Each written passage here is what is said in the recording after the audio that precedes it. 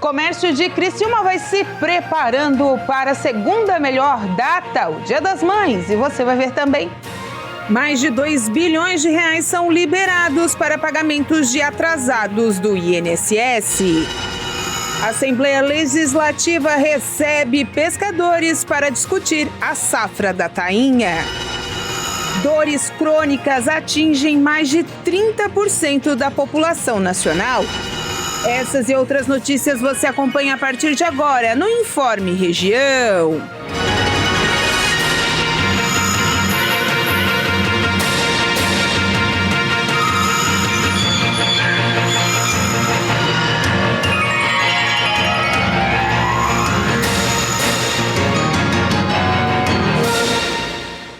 Olá, estamos chegando com mais um Informe Região para você, 1h da tarde, mais 16 minutos. Hoje, quinta-feira, 27 de abril de 2023. E lembrando para aqueles que querem fazer o Enem esse ano de 2023, mas querem se isentar da taxa, tem direito a ela, termina amanhã o prazo para se inscrever para essa isenção. Então, você deve entrar no site do Enem e buscar as informações, fazer o cadastro, seguir as regras para buscar essa isenção da taxa do Enem, o Exame Nacional do Ensino Médio, que ajuda aí os jovens e adultos também, por que não, a entrarem nas faculdades e universidades do Brasil afora. Portanto, não perca o prazo e faça o seu cadastramento.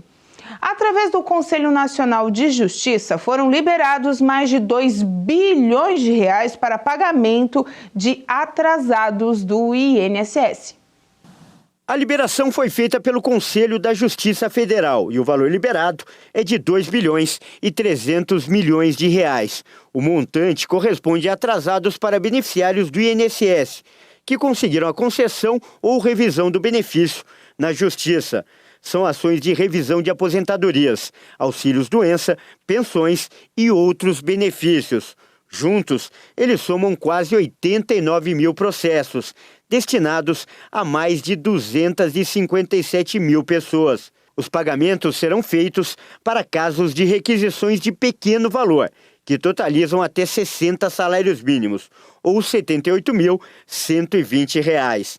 As ações são relativas ao mês de março deste ano, e o dinheiro já foi repassado para os tribunais regionais federais, que farão o pagamento.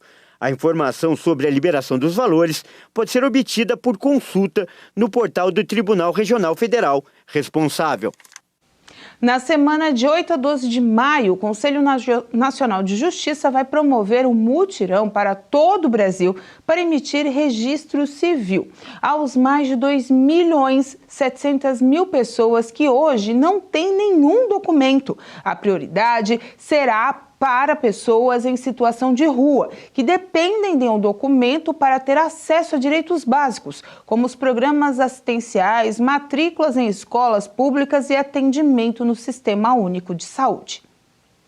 Segundo o levantamento do Instituto de Pesquisas Econômicas e Aplicadas, a população em situação de rua no Brasil aumentou 211% em 2022, na comparação com 2021, e que há no país mais de 230 mil pessoas nessa condição. Mas a campanha Primeira Semana Nacional de Registro Civil, Registre-se, também tem como alvo populações socialmente vulneráveis, como os povos indígenas, ribeirinhos, refugiados e população carcerária. Criado neste ano pela Corregedoria Nacional de Justiça, um dos bancos do CNJ, o mutirão deve se repetir ao menos uma vez por ano. Para que a iniciativa alcance esse público-alvo, o CNJ tem mobilizado instituições e pessoas que já trabalham com essa temática, como a Associação Nacional dos Registradores de Pessoas Naturais e demais associações de registradores civis, para viabilizar a certidão de nascimento. Defensorias públicas e o Ministério Público também são parceiros da iniciativa, auxiliando na presença de registradores em praças públicas, por exemplo. Tanto a fiscalização do trabalho como os resultados finais ficarão a cargo das corregedorias gerais dos tribunais de cada estado. O Brasil queimou mais de 185 milhões de hectares entre 1985 e 2022, uma extensão que representa a soma de toda a área da Colômbia e do Chile. Isso quer dizer que cerca de 21,8% do todo o território nacional foi consumido pelo fogo nesse período. Em média, a cada ano, a área queimada no Brasil é equivalente ao tamanho do Suriname, cerca de 16 milhões de hectares, ou 1,9% do Brasil. Esses dados, que estão em um levantamento divulgado pelo Mapa Biomas, foram obtidos a partir de imagens de satélite. O consórcio, formado por ONGs, universidades e empresas de tecnologia, porém não contabiliza o número de focos de calor, mas sim a extensão consumida pelas chamas. O cálculo médio anual, por exemplo, considera várias áreas que queimaram no mesmo lugar durante o período. Ainda de acordo com o levantamento, a área afetada pelo fogo varia entre os 6 biomas brasileiros. No quadro geral, quando comparamos o percentual de área consumida pelas chamas em relação à área do bioma, Pantanal e Cerrado encabeçam esse triste ranking. Já quando o índice leva em conta o total de área queimada, a Amazônia e Cerrado lideram, com 80,95 e 79,2 milhões de hectares queimados, respectivamente. Além disso, 85% da área de florestas queimadas ocorreu na Amazônia e a maior parte das queimadas no bioma ocorreu em agosto, setembro e outubro do ano passado, durante a temporada de queimada. Foi justamente nessa época que a floresta registrou altas taxas de foco, com o pior agosto de queimadas dos últimos 12 anos e o pior setembro dos últimos 24 anos. A temporada de incêndios geralmente ocorre na Amazônia entre junho e outubro, mas fazendeiros, garimpeiros e grileiros derrubam a floresta e se preparam para queimá-la durante todo o ano. No novo estudo, o MAP Biomas ainda ressalta que, em nível nacional, justamente os meses entre julho e outubro concentram 79% da área queimada no Brasil desde 1985, com setembro respondendo por 34% do fogo. A taxa varia entre os biomas quando comparados o registro mensal de fogo. No caso da Caatinga, por exemplo, aproximadamente 60% do fogo acontece em outubro e dezembro. No Cerrado, 89,5% do fogo ocorre principalmente entre julho e outubro. É para se pensar. E a seguir, safra da tainha discutida na Assembleia Legislativa.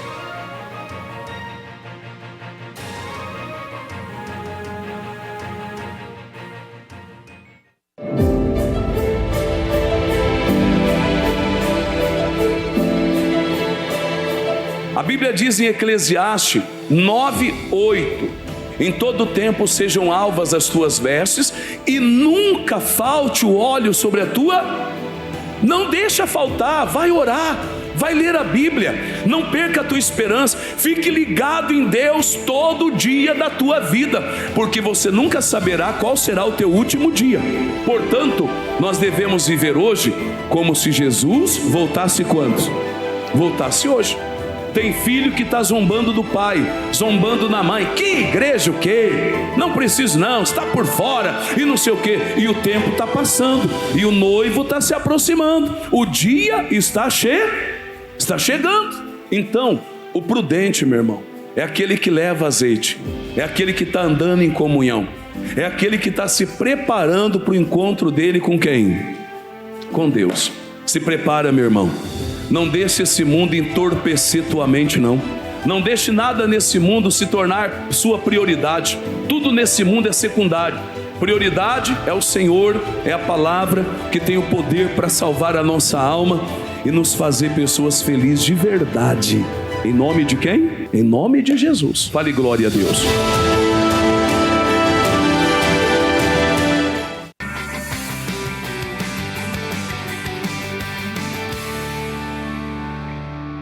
Olá amigos, Pastor Elvis, mais uma vez diretamente do Shopping do Povo para uma super dica de um dos produtos aqui que nós temos em catálogo. Olha, eu estou aqui em minhas mãos a arte da intercessão do evangelista Kenneth Hagin. Esse livro é verdadeiramente o manual de intercessão. Você tem um chamado de interceder pelas pessoas? Atenção, obreiros, pastores, até mesmo aqueles fazedores da obra de Deus. Todos nós devemos interceder por alguém. E se você quer aprender como, este é o seu manual, A Arte da Intercessão. Não somente este livro, mas uma variedade de outros produtos você pode encontrar no nosso site www.espovo.com.br ou através dos contatos que aparecem no seu televisor. Boa leitura e vamos interceder pelas pessoas.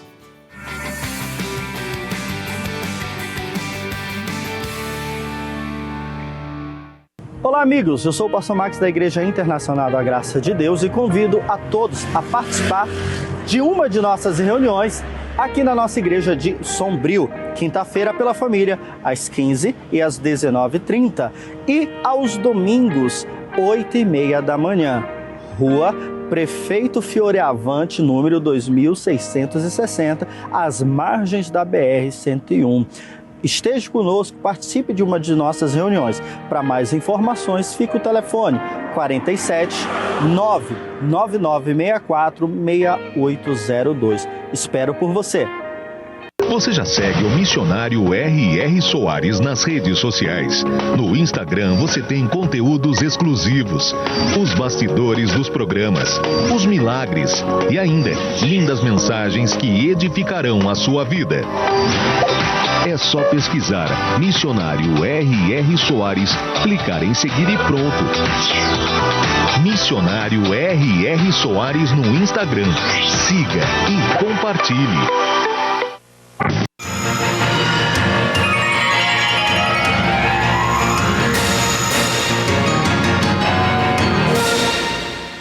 Para acabar com os bichos que atacam as plantações, em vez do uso de agrotóxico, o cultivo de alimentos orgânicos aposta em insetos, fungos e bactérias.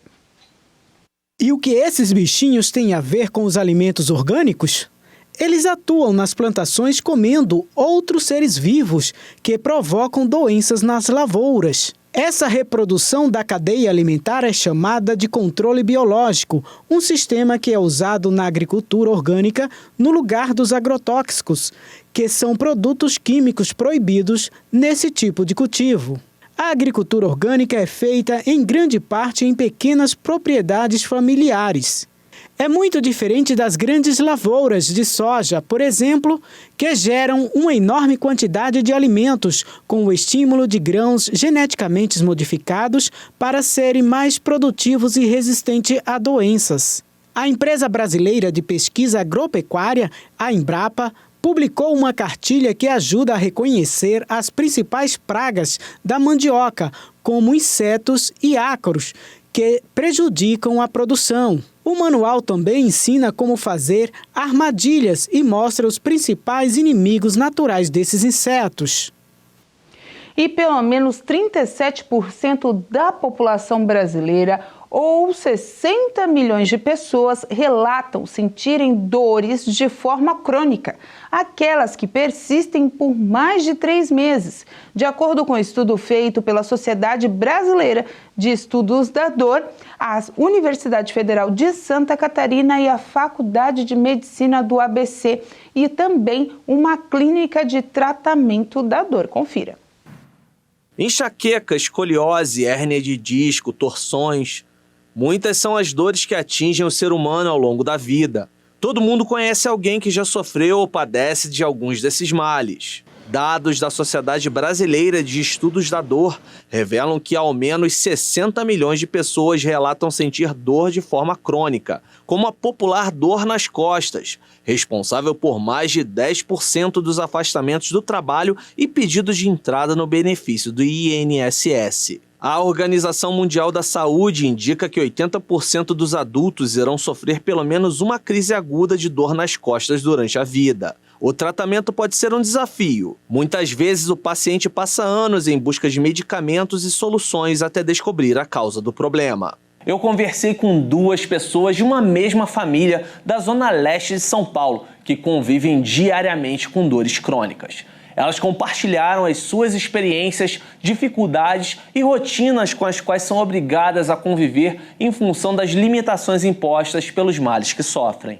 A Marilise enfrenta a enxaqueca e a fibromialgia há alguns anos, o que prejudica as atividades de seu dia a dia.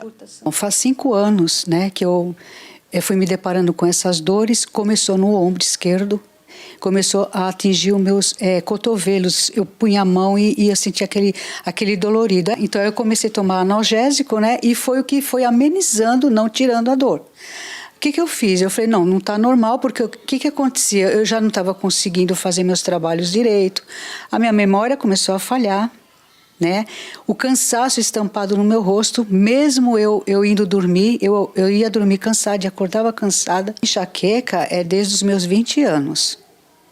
Eu fiz tudo quanto é tipo de exame. Eu fiz densitometria óssea, eu fiz eletroencefalograma, eu fiz de tudo. Era de ficar assim 1 semana deitada na cama, com aquelas viseiras nos meus olhos. Eu não conseguia comer. Para minimizar as dores que sente, a Marilise já criou ao longo dos anos uma rotina. Sentar, relaxar um pouco, entendeu? E para depois dar continuidade. Já o Pedro Vitor, genro da Marilise, sofre com disfunção temporomandibular, ou simplesmente DTM, que ele mesmo explica o que é. A DTM, né, que é a disfunção temporomandibular, é um problema que dá numa articulação chamada articulação temporomandibular, que é uma articulação bem pequenininha, que fica mais ou menos aqui, ela é responsável pelo esse movimento de abrir e fechar a boca. Em dor eu convivo, acho que desde os 10 anos de idade, mas eu só fui descobrir a existência dessa articulação faz pouco tempo, cerca de 5, 6 anos. Eu passei por vários profissionais, desde clínico geral até neurologista, enfim. Eu só consegui uma solução mesmo quando eu passei, pelo incrível que pareça, no dentista. Com o tempo, o Pedro Vitor também desenvolveu técnicas para tentar diminuir os efeitos negativos da DTM. Ela chega do nada. Às vezes eu posso estar falando, sentir um estalo e a dor já começa a ficar aguda. O que eu faço é parar tudo que eu estou fazendo, pegar uma bolsa de água quente, tomar um analgésico e esperar ela passar. Tanto a Marilise quanto o Pedro Vitor só conseguiram um pouco de alívio com a ajuda dos médicos. Uma especialista explica as origens das dores crônicas. Que eu sinto a semana inteira, que eu sinto o mês inteiro, ou que ela vai intensificando em alguns momentos, né? Tipo, ela acaba piorando, intensificando e começa a ter uso de automedicação, sem ter ninguém prescrevendo algo, e a pessoa mascara aquela dor, e aí ela aparece de novo, e às vezes ela aparece numa intensidade maior, e aí ficar mascarando ela acaba sendo bem complicado. Valquíria Fernandes faz um alerta para o impacto econômico das dores crônicas no mundo corporativo. A dor crônica, ela pode sim afastar uma pessoa do trabalho, vai depender muito da função ocupacional dessa pessoa, o que ela realmente trabalha, se exige determinado movimento e que gerou, que está cometido para essa dor crônica, e por isso que é importante a gente focar muito em prevenção de dores crônicas. A fisioterapeuta fala de algumas medidas preventivas para diminuir os sintomas das dores crônicas. Ter um sono de qualidade, então não adianta ser um sono só em quantidade, tem que ser um sono de qualidade, então a gente tem que dormir no mínimo de 7 a 8 horas por noite. O sedentarismo é uma coisa que a gente não pode aceitar uma pessoa não fazer exercício hoje. Todas as pesquisas no mundo hoje para dores crônicas provam que a pessoa precisa fazer um exercício. Alimentação é uma questão de ter bons hábitos, de cuidar realmente, de evitar alimentos que podem gerar uma inflamação maior da mucosa do intestino, porque isso altera a imunidade também, e isso facilita essas dores crônicas estarem aparecendo. Então, e aí entra uma questão da saúde mental também, né? Quando a gente está falando de trabalhos que eu tenho uma intensidade de estresse muito grande, isso acaba cometendo também. Com a nova determinação da quantidade de tainha pescada na safra pelos pescadores artesanais, a Assembleia Legislativa promoveu uma audiência pública para tratar sobre o assunto. A pesca industrial da tainha foi tema desta audiência pública realizada no plenarinho da Assembleia Legislativa. Uma portaria federal publicada em fevereiro estabeleceu o limite para a captura de tainhas na safra deste ano, que começa em maio. Dados do IBAMA apontaram uma sobrepesca em 2022. De acordo com o órgão, a captura no estuário da Lagoa dos Patos, no Rio Grande do Sul, conhecido como berçário da tainha, foi de 4.600 toneladas. Em anos anteriores, a média era de 828 toneladas, quase 5 vezes menos. Por isso, este ano, a pesca industrial da tainha com traineiras fazendo pescaria de cerco está proibida. Também foi determinada a redução pela metade da cota para a pesca artesanal com emalhe anilhado. As outras modalidades de pesca artesanal, como a de arrasto, estão liberadas. A proposição da audiência pública foi da Comissão de Pesca e Aquicultura do Parlamento, presidida pela deputada Ana Campanholo. De acordo com ela, 30 municípios catarinenses têm na pesca da tainha uma atividade econômica significativa. Esta audiência reúne membros do Sindicato dos Pescadores, Sindicato Patronal, os industriais da pesca e também os artesãos, para que possam discutir melhores soluções, pedir uma nova demarcação dessa cota, estabelecer previsões sobre quando o problema pode ser resolvido, questionar os índices técnicos usados nessa medição, porque os dados do Rio Grande do Sul foram considerados autodeclaratórios, como isso impacta Santa Catarina, como podemos resolver. De acordo com a Federação dos Pescadores Artesanais de Santa Catarina, a última safra de tainha no estado foi de 830 toneladas. Para este ano, a cota foi definida pelos Ministérios da Pesca e do Meio Ambiente em 460 toneladas, o que pode provocar um grande prejuízo para os pescadores. O prejuízo é enorme, porque além disso vai ser um caça-bucha no mar, porque as primeiras embarcações que saíram para pescar, se completar a cota, as outras embarcações vão ficar no prejuízo, vão ficar sem pescar. Então o prejuízo da família, mais de 10 mil famílias, estão ansiosas para ver se nós conseguimos aumentar essa cota. Os participantes da audiência pública questionam os números de captura no estuário gaúcho no ano passado, que serviu de parâmetro para a portaria. Os dados teriam sido autodeclaratórios e deram um salto de 500% em relação ao ano anterior. Outra reclamação é que o setor não foi ouvido, como em outros anos, para a definição da portaria. O Sindip, Sindicato dos Armadores e das Indústrias da Pesca de Itajaí e região, também alega que a captura pelos grandes barcos representa uma pequena parte da safra e não tem por que eles ficarem de fora. A pesca industrial em 2022, o ano passado, ela representou apenas 10% da captura. Então, assim, se existe algum problema na sustentabilidade do recurso tainha, ele não está nas frotas que são controladas por cota. Porque, como o nome já diz, a gente tem uma cota, então temos um limite para se pescar, enquanto as outras pescarias não têm, é livre acesso. Então, ano passado a gente representou só 10% do total que foi capturado, e além disso, as embarcações industriais ela tem uma cota por embarcação de 50 toneladas, justamente para evitar que esse limite seja extrapolado. Representantes do Ministério da Pesca e Aquicultura participaram por videoconferência para ouvir o setor. A audiência pública foi a primeira ação da Comissão de Pesca para tentar solucionar o problema. Antes mesmo do debate, a deputada Ana Campanholo montou um grupo de trabalho para negociar com o governo federal, levando em conta as questões apontadas na audiência. Nós pretendemos pedir um prazo maior para que o Grupo de Trabalho de Santa Catarina apresente soluções para este novo cálculo ou que sejam explicados com mais precisão como é que vamos fazer o que vai ser feito com esses pescadores de Santa Catarina, tanto os industriais quanto os pescadores que trabalham de forma mais artesanal, e pensar uma solução. Evidentemente, provavelmente não será uma solução por via de projeto de lei, que seria algo que geralmente acontece após uma audiência pública, mas será mais um diálogo entre o poder do Estado de Santa Catarina com a União para tentar uma solução que resolva esses 30 municípios de Santa Catarina. E a deputada Ana Campanholo, que a gente viu agora, ontem à tarde, sofreu um acidente na BR-101 Sul. Ela estava se deslocando para o sul do estado, para a região de Praia Grande, onde tinha alguns compromissos. Acabou acontecendo alguns compromissos do qual ela ia participar, porque ela não se feriu. Ela e mais 3 assessores estavam no carro se dirigindo ao sul catarinense e acabaram colidindo com um caminhão e foram para parar no guarda-reio do meio da pista. Ela relatou, que teve esse acidente, não houve feridos, somente o susto. Ela seguiu a agenda, está tudo bem com a deputada, mas foi um susto grande ontem à tarde para a deputada Ana Campanholo aqui no sul catarinense.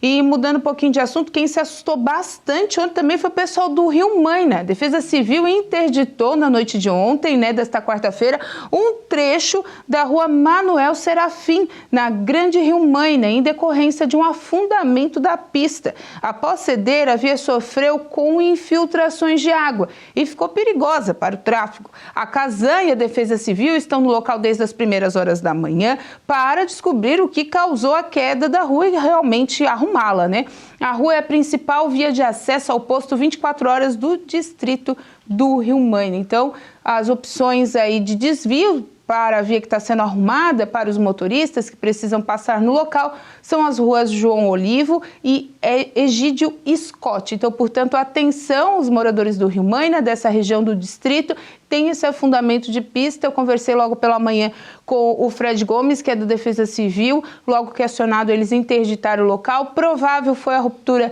de um dos canos de água da Casan que passam por ali, por isso a via acabou cedendo. Eles estão tentando arrumar o mais breve possível, que é uma via muito usada, como eu disse, para acessar o 24 horas do distrito e outras localidades também. Então, eles precisam dar uma agilidade para arrumar essa localidade. Mas, enquanto está interditada, respeite, não passe por ali e deixe o pessoal trabalhar para ficar tudo certinho. A seguir, otimismo em torno das vendas do Dia das Mães.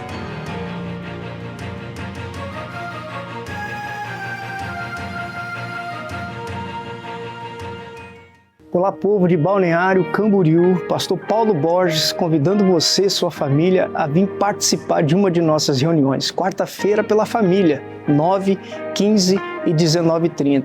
Você que está passando por aflições, dificuldades nessa área, eu digo para você, não cruze os seus braços, venha buscar pela sua família, porque existe uma palavra de Deus para mudar essa história. Assim também é sexta-feira, pessoas que não estão dormindo, ansiosas, aflitas, pessoas com problemas espirituais e às vezes passando por doenças que podem ser tiradas do corpo, da vida delas, através da oração da fé, através do poder da palavra. 9, 15 e 19h30, sexta-feira. Domingo, louvor e adoração, 8 da manhã, às 15 horas e às 19 horas. Espero por você, pela sua família.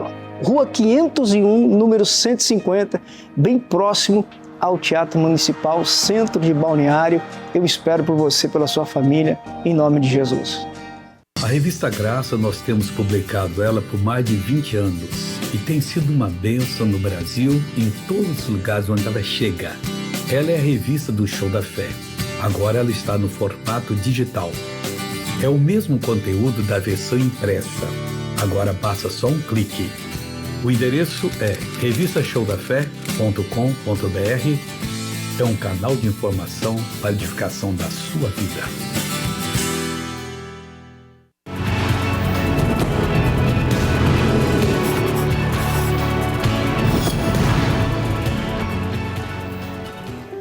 Olá, amigos. Eu me chamo Ivonete Santos e gostaria de ministrar uma palavra ao teu coração, onde está escrito lá em 1 Coríntios, capítulo 1, versículo 27. Diz assim a santa palavra de Deus: mas Deus escolheu as coisas loucas deste mundo para confundir as sábias. E Deus escolheu as coisas fracas deste mundo para confundir os fortes. Graças a Deus. Olha, meu amado e minha amada, o Senhor, Ele quer fazer grandes coisas na tua vida. Por mais que os seus olhos naturais você se sinta incapaz, o Senhor te dá capacidade, o Senhor te ajuda, que o Senhor te dê muita sabedoria, que o Senhor te abençoe, que o Senhor seja com você em nome de Jesus. E olha, você pode todas as coisas naquele que te fortalece, meu amigo, minha amiga. E eu quero te dizer mais, o Senhor é contigo. E se você não tem uma casa espiritual ainda, você que está me assistindo, olha, o endereço está aqui, Rua Miguel Patrício de Souza, 300, bairro Próspera, aqui ao lado do terminal. Graças a Deus, meus amados, fica aqui o meu abraço em nome de Jesus.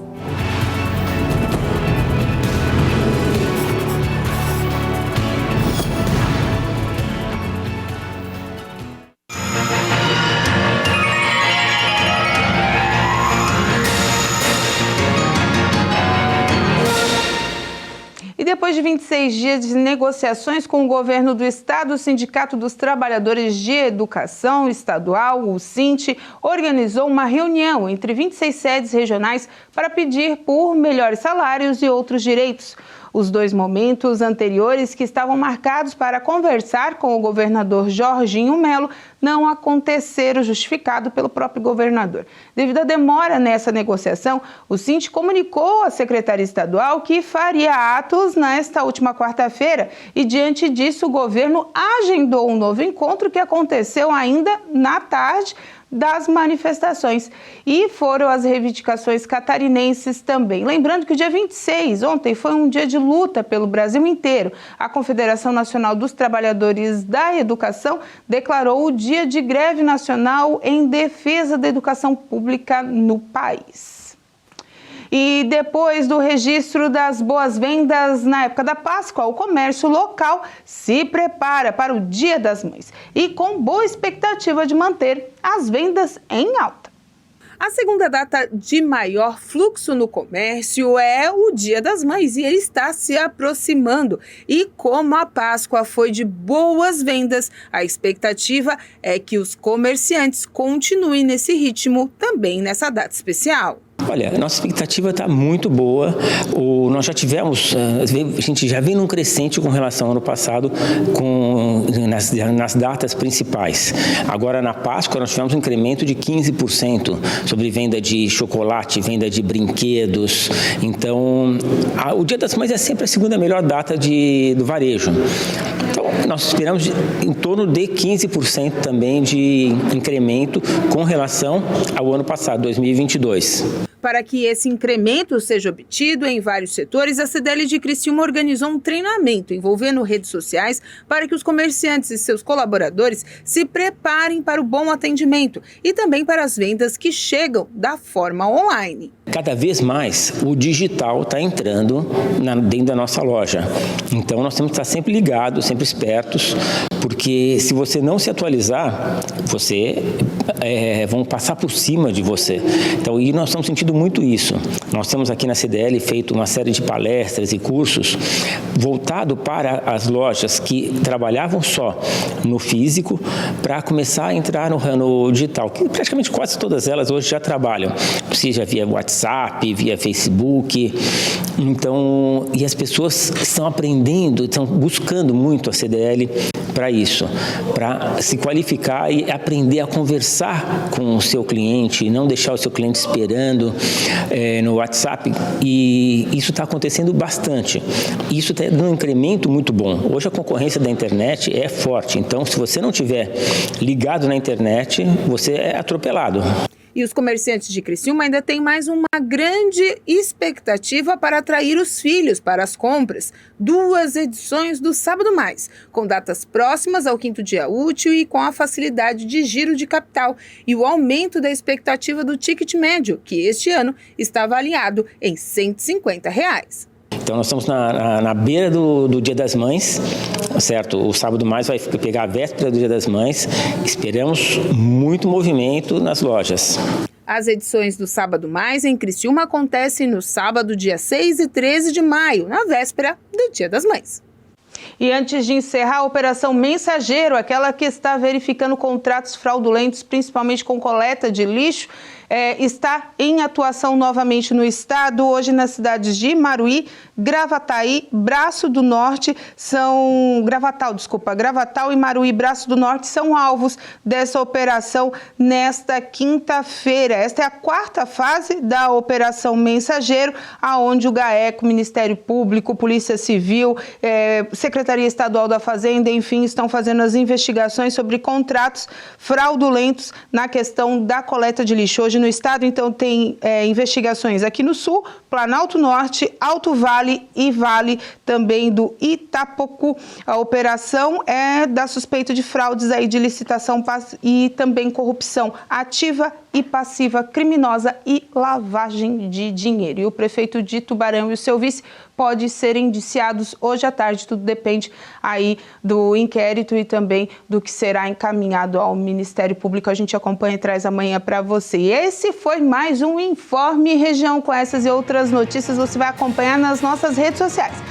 @TV Primavera no Instagram e no Facebook e também no nosso canal do YouTube /TV Primavera Criciúma. Daqui a pouquinho tem o culto da Igreja Internacional da Graça de Deus a partir das 2h da tarde. Hoje ainda também tem a Hora da Graça, Boletim Primavera e muita coisa para você aqui na nossa TV Primavera. Então, gente, uma boa tarde de quinta-feira e até amanhã. Tchau!